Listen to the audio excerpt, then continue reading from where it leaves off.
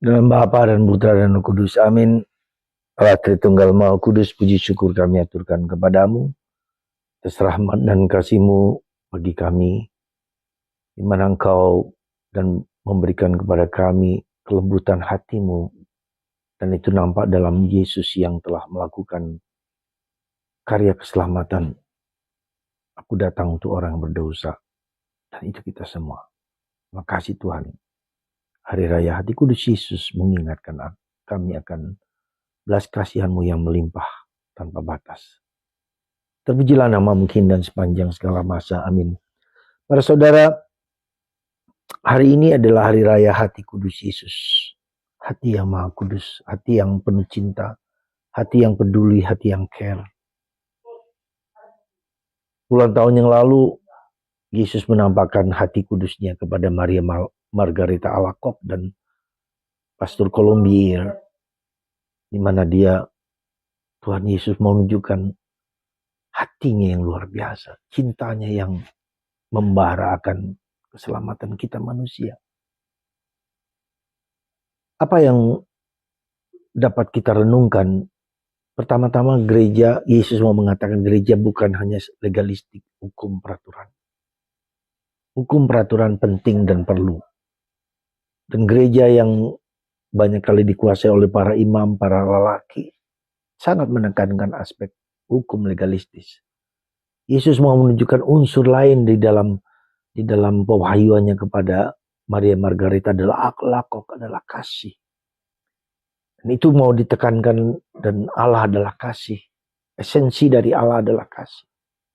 Allah yang mencintai kita manusia. Allah yang memberikan diri kita manusia. Jadi unsur itu yang mau ditekankan oleh, dan gereja pelan-pelan belajar dari itu. Lalu kemudian berkembang menjadi sampai sekarang hari kerahiman ilahi. Hati Yesus yang bernyala-nyala, berkobar, memancarkan rahmat lewat sakramen-sakramen. Jadi hati kudus Yesus. Hari ini kita peringati dan kita jadikan supaya juga hati kita memirip dengan hati Yesus. Ada satu hal yang menurut saya cukup sentral dan penting di dalam perayaan ini adalah kecintaan kita akan manusia. Kecintaan Allah akan manusia. Satu domba yang hilang pun dicari. Anak yang hilang satu pun tetap dicari.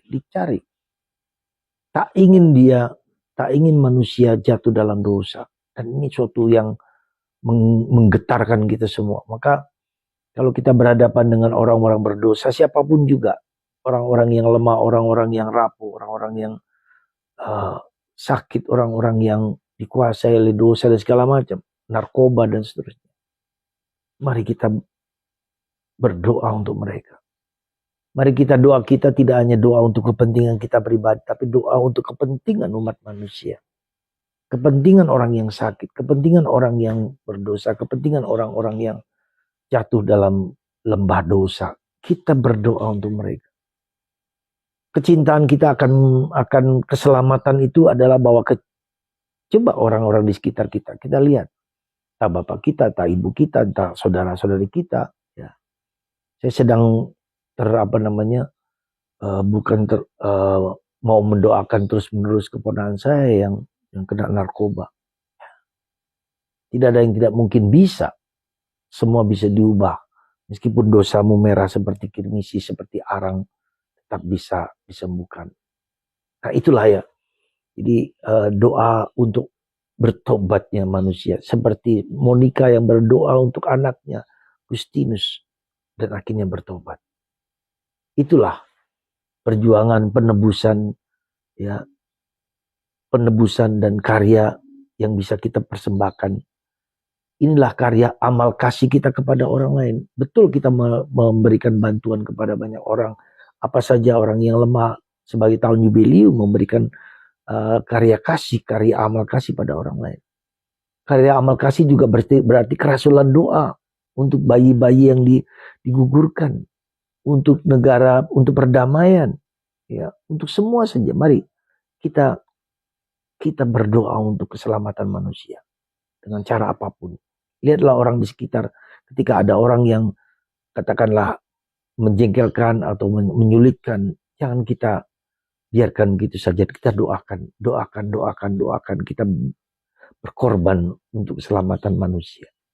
Ya lagi kita diajak untuk supaya hati kita seperti hati Yesus, berdoa untuk keselamatan manusia dimanapun kapanpun. Selamat Hari Raya Hati Kudus Yesus. Semoga hati kita seperti hati Yesus. Berkat Tuhan atas kita semua. Bapa, Putra, dan Roh Kudus. Amin.